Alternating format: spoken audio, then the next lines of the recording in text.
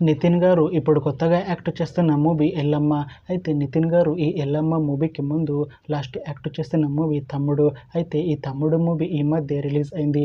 అయితే నితిన్ గారు తమ్ముడు మూవీ రిలీజ్ తర్వాత కాస్త టైం గ్యాప్ తీసుకొని ఇప్పుడు మళ్ళీ ఈ ఎల్లమ్మ మూవీలో యాక్ట్ చేస్తున్నారు నితిన్ గారు.